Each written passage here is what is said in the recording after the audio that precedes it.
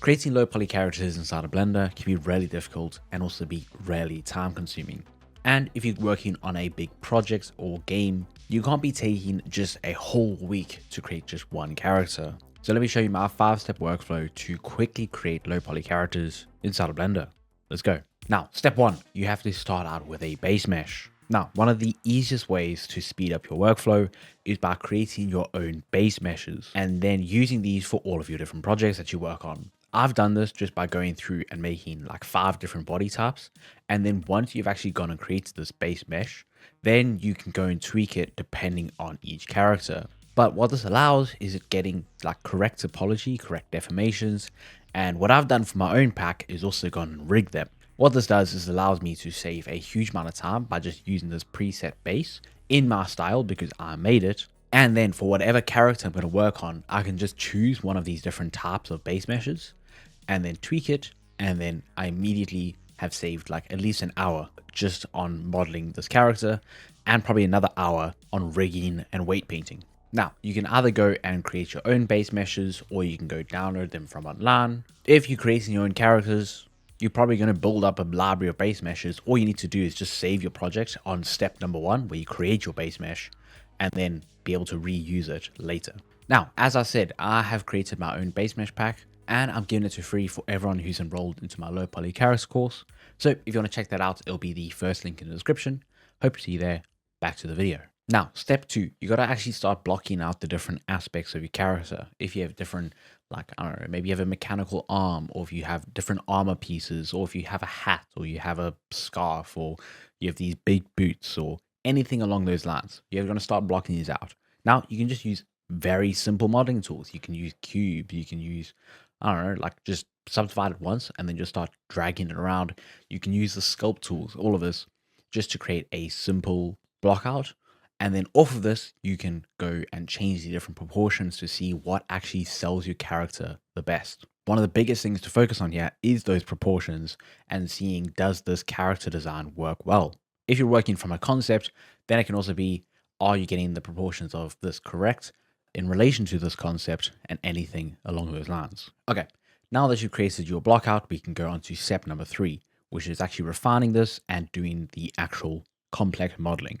Now from here, you can start joining these pieces. You can also just replace it with a new like mesh on top of this block out. In this process, a lot of the time I'm extruding, I'm bridging gaps, I'm using the knife tool to actually go through and add different cuts into my mesh. For this character in particular, he had a robotic arm. So essentially I'd started out with a couple different cubes, maybe subdivided them. And then I was going through again with the knife tool, cutting out different sections, also like insetting, extruding in, all of that kind of stuff. And then I'm also playing around to see what actually works. Firstly, a lot of concepts are going to be from like a 3/4 view or anything like that. So you're not going to see all the details, but you're also not sure of what's going to like actually go across and look good in low poly.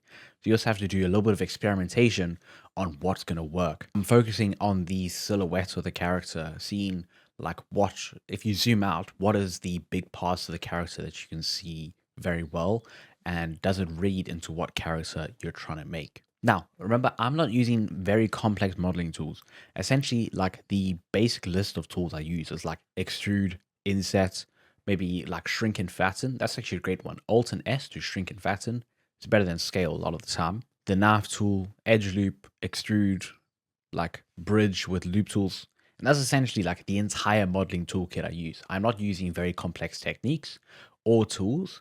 I'm just following a simple process and just like messing around trying to get the shape across as quickly and simply as possible with the style. All right, once you've done that, we can go on to step number 4, which is texturing. Now, if you're going to be texturing a game character, you don't want to just be creating a new material for each like part of the mesh. What you want to be doing is creating a palette of your different colors and each of those taking up 1 pixel on an image. Now, what I did is I like made this simple Python script to generate me a simple color palette. Essentially, it has like 10, 20 different hues. And then essentially from top to bottom, it will change how bright it is. And then from left to right, it will change how saturated it is. What this does is it gives me basically any color I would need. And then what I can do is basically do a very simple version of UV unwrapping, which is when you take the part of your model that you want to be a specific color, And then essentially in a UV, you should have something like by default, or you can just go U and like cube project or anything like that. Then you want to scale that all the way down so it only covers one of those pixels. And then from there, that's how you can texture. I do have a full video on this. If you want to check it out, I'll leave that down below, because you can just use one image and that be the only texture for an entire game instead of having hundreds of materials or a bunch of different like UV image maps that you have to make for every single character. Now, step 5 is creating the rig for your character. The easiest way to go and rig your character is by using the Rigify add-on, but not in the way you think. So how Rigify works is basically you can go Shift A and add a meta rig or something along those lines, and essentially it'll give you a very simple rig, and then you go and place all the bones. Now, most people will take that and then generate a rig out of that, but what I do is I just use the simple meta rig version, place that on my scene, and then start putting all the bones on my character. This is really nice because it names all the bones. They are all symmetrical. I basically just delete a couple and then add the bones for the fingers and the thumb. And it just allows me to speed up my workflow a lot because I don't have to go and build the rig from scratch. And as I said before, I went and actually rigged my base meshes. So there's already a rig in my scene, and the base mesh that I'm working on has some weight paints. Now, it may get messed up along the process, especially with this, because I literally replaced the entire arm. But if you're creating a more normal character that just has like clothing or anything like that, then the base mesh has good like bending, good weight paints, all of that, and you have a rig in your scene that's already set up. From there, you can also just go add any extra bones that you need to get this character to follow your thing. But if you don't, then you've already rigged it instantly, and that is a huge time saver. Now, if you're texturing your low poly characters wrong, this can lead to a bunch of issues inside your game engine, as I said before. So here's that video, and you can go watch it to learn exactly how to texture your low poly assets inside of Blender. Hope to see you there. Cheers.